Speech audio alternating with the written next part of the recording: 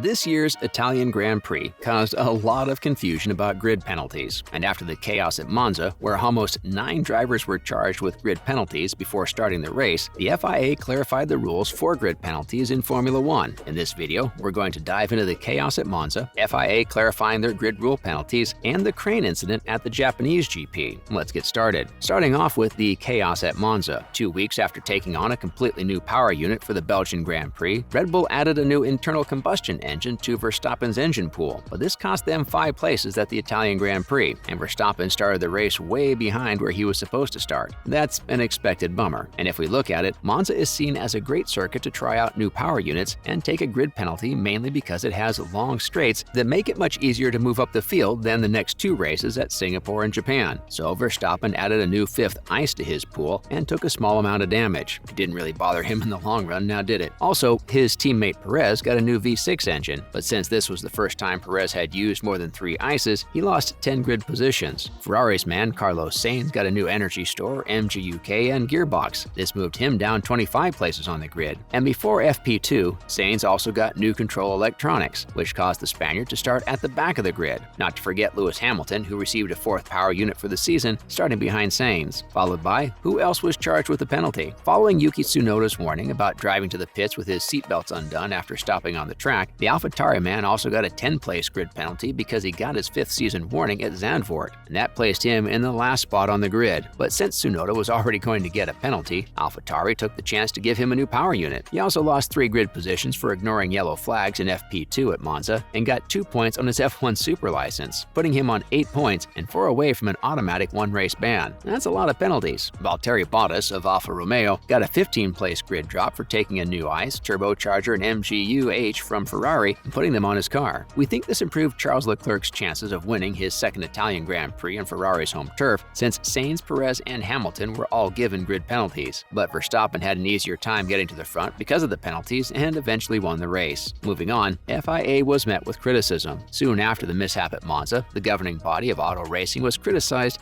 since it took them almost 4 hours after qualifying for the final grid to set up because of the penalties, and fans were clearly upset that they didn't know what was going on. Some teams didn't know how things would turn out in the end because there was no formal rule that explained how penalties were given. Mercedes boss Toto Wolff also shared his thoughts when he expressed that the current Formula One engine penalty rules should be reconsidered. But that's the thing, the teams knew that the fast Italian track was the best place to give up possible grid positions, as it was the best track to take over other cars. This resulted in 9 drivers getting penalty points at Monza for adding new engine parts to their cars. Because of the confusion over the different types of penalties, no one involved with the race knew in which position the drivers would start the race. The FIA took 4 hours to release the official starting grid, which understandably sparked a big discussion. The discussion was mainly about whether the current system needed to be changed through which teams get grid penalties if they don't have certain engine parts that can be used in the season. But the FIA took their sweet time with this one. Next up, the drivers joined in on the criticism as well. Pierre of AlphaTauri took to Twitter to ask if anyone knew where he was going to start. "Can someone tell me where I will start the race tomorrow?" Mattia Binotto, the head of the Ferrari team, was one of several important F1 figures who sided with his friend Toto Wolff when he said the situation needed to be fixed. After almost a month of facing criticism in response to what happened at Monza, the FIA finally changed the F1 rules to clarify how the penalties would be dealt with. They added the new rules to the sports rules for this year and onwards on the 20th of October after the World Motorsport Council met in London. Yes, we agree that the clarified guidelines will help teams and spectators figure out the grid independently, but it won't speed up the FIA's procedure of first issuing a provisional grid, which can still take several hours due to post-session scrutinizing checks. Well, any progress is progress, right? Let's look at what the new rules have to say. The new rules explain how penalties are given in the grid section of F1's sporting regulations, which applies to both sprint weekends and regular events. This also gives a detailed explanation of the new process that was put in place a few years ago. Instead of constantly moving drivers forward, as was done in the past, they are now locked into their grid drops. Article 42.2 of the new rules explain how the grid penalties are going to be handled in 4 points. Point A says that classified drivers with 15 or fewer grid penalties will be given a temporary grid position equal to their qualifying classification plus the total of their grid penalties. If 2 or more drivers share a temporary grid position, their relative order will be decided by their qualifying classification. Point B states that once penalized drivers receive temporary grid places per point, unpenalized drivers will receive any unoccupied grid spot according to their qualifying classification. Point C states that Drivers who have been penalized and have a temporary grid position, as mentioned in A, will be moved up to fill any empty grid positions. Lastly,